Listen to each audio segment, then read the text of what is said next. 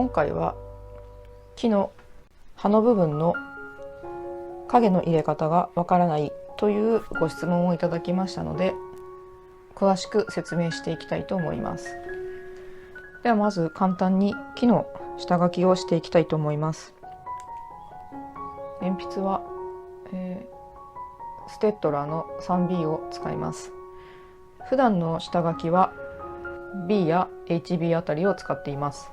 濃く見やすいように書きますので 3B を使います。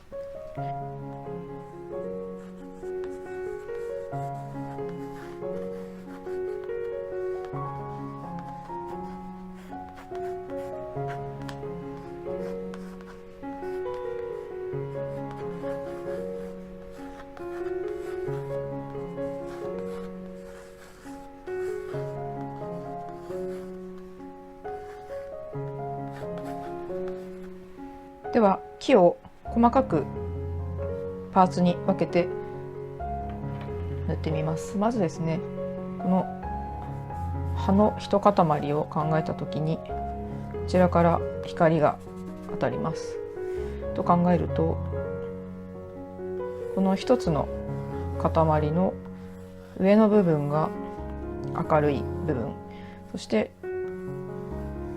中間、そしてここが下が暗くなるというふうになります。こっちもですね、ここが明るくなり、ここが中間、そしてここが暗くなる。でここは重なっていますので、ここも同じように光、中間、暗いとなります。でこちらもここ手前の葉とします。明るい、中間、暗い、明るい、中間、暗い。すべて、この連続ですね、同じようになります。明るい、中間、暗い。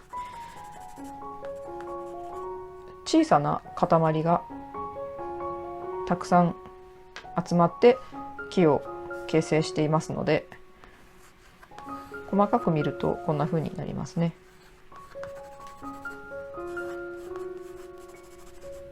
はい、ではこれに沿って色を塗っていきましょう。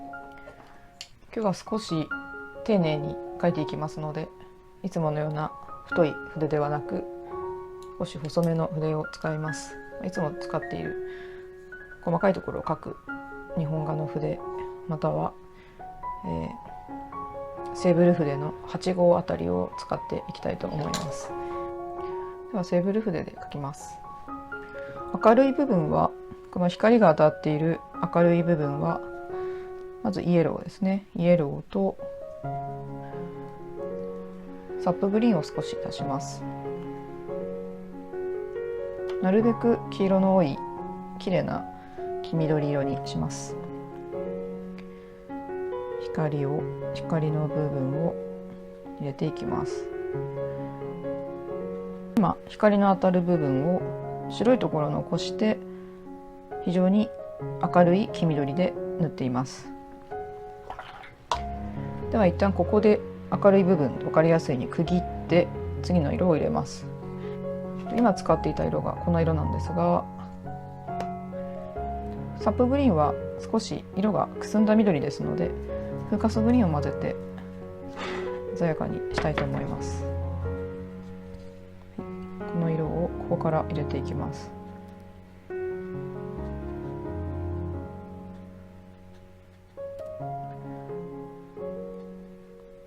この一番明るいところに自然に少し入るように入れます。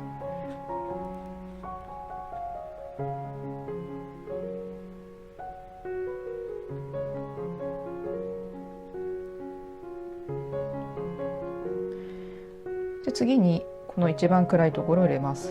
ここはこのシャドーグリーンという色がそのまま暗いところで使えますので、この色を使います。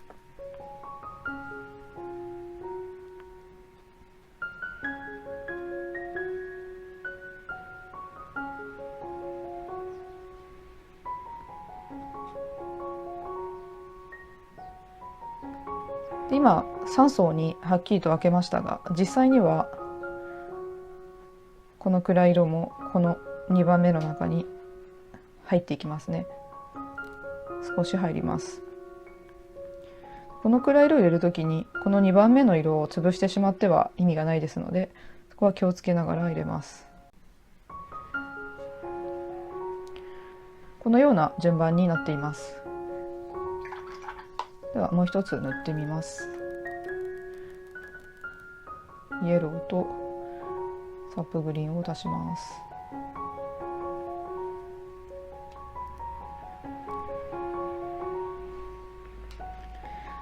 こちらは今はっきりと3層に分けましたが、こちらはもう少し自然に塗っていきたいと思います。まずは明るいところを塗ります。この時に今度は中間の明るさのところにも少し色を入れておきます。そして今これはこう下書きが丸ですので丸の中で収まっているんですが、葉は自然にですねこう外に出ます。では次にまたサップグリーンとフーカスグリーンを混ぜて葉の一番鮮やかな色を作ります。2番目に塗ります。この時もやはり明るい方にも色が少し入るようにしてください。明るい領域ですね、こちらにも少しこの色が入るようにします。そして外に自然に出します。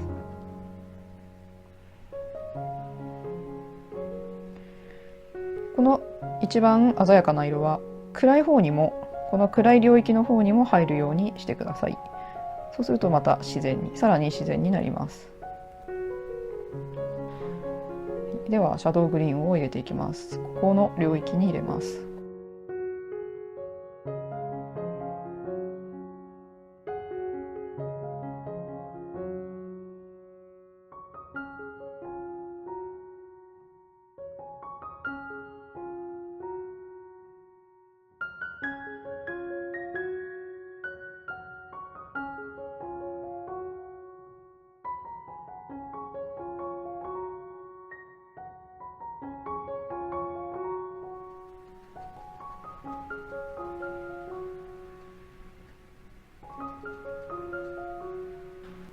この塊はこちらよりも手前にあります。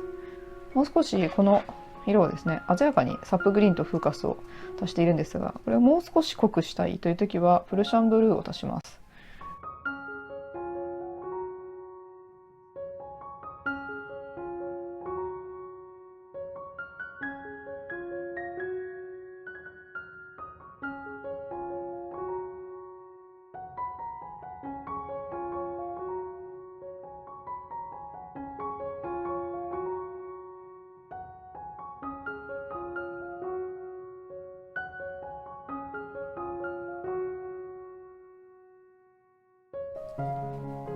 ではシャドウグリーンを塗ります。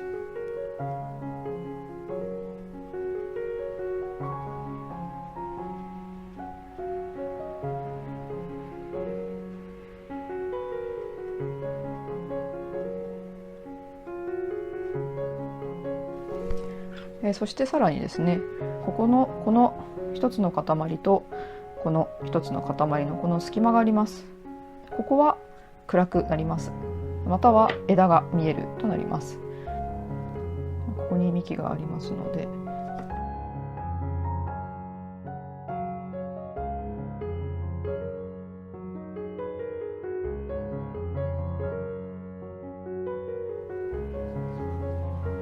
ここは普通は暗くなります。これがすごく分かれている木の場合はここに空が見えたりもするんですが、基本的にはここが暗くなります。シャドウグリーンで塗ってしまってもいいんですが、シャドウグリーンよりもう少し色味を暗くしたいので、茶色や青、赤ですねを混ぜると緑が暗くなりますので、それを入れます。じゃちょっと赤を混ぜてみます。シャドウグリーンに今赤を混ぜるとこんな風に暗くなります。これをこの隙間にですね塗っていきます。もう少し強く塗ります。葉のここ暗いんですけども、暗い後ろの葉が見えるということで葉を意識してですね細かくしていきます。こんな風になりますね。ではこのように他のこれらのですね塊もざっと描いてしまいます。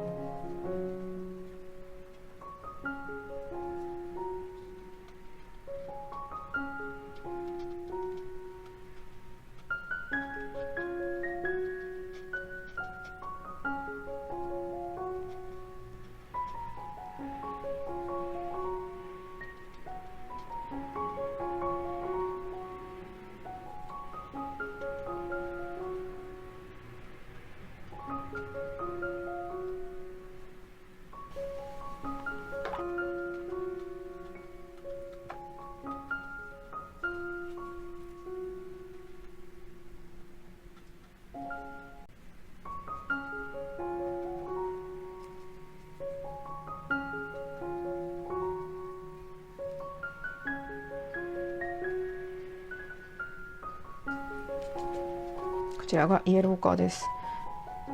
枝を明るく最初塗ります。幹と枝ですね。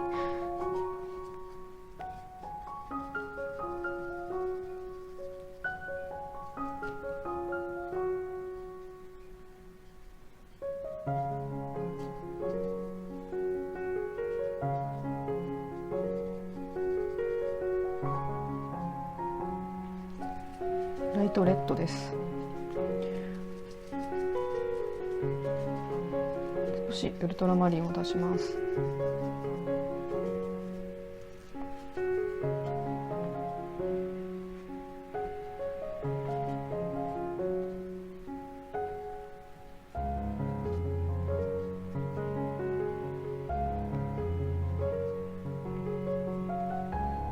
ウルトラマリンとバーントアンバーを混ぜて暗く色を作ります。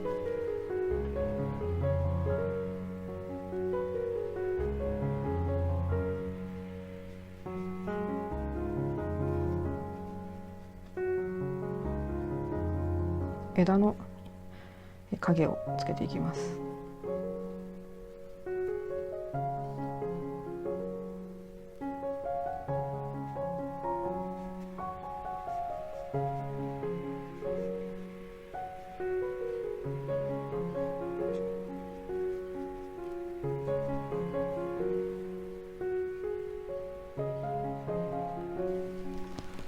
い、ではこんな感じです。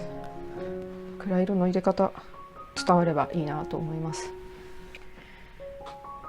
私は普段前回に描いた木がですね、全然写実ではないんですが、大雑把に描くんですが、今やったものを基本にしながら省略してですね、明るいところバーッと塗って暗い色をさーっとまた入れてというふうに、大きく捉えていつも塗っています。これが基本になっていますので、まずこれを理解していただいてから省略していくというふうにしていただければと思います。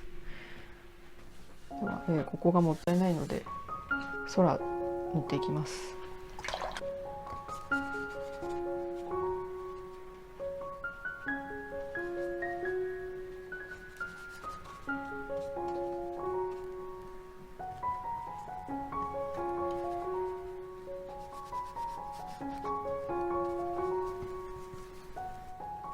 今日は木が結構濃いので空も濃くしてみます。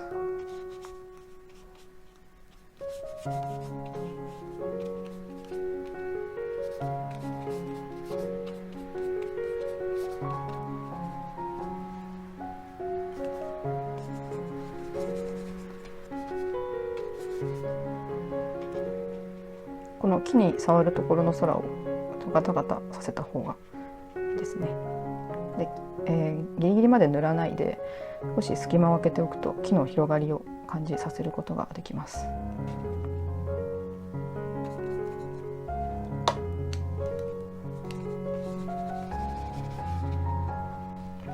ウォッシュの塗り方と違って紙を木材パルプの紙を使ってますので、すごく綺麗に絵の具が取れるんですね。ティッシュで取るともうすぐに真っ白になりますので。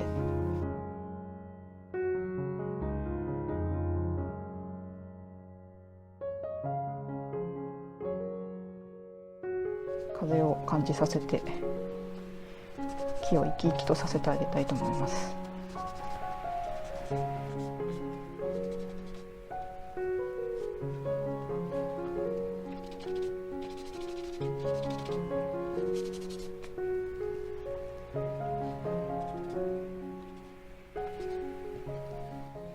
はい、では出来上がりです。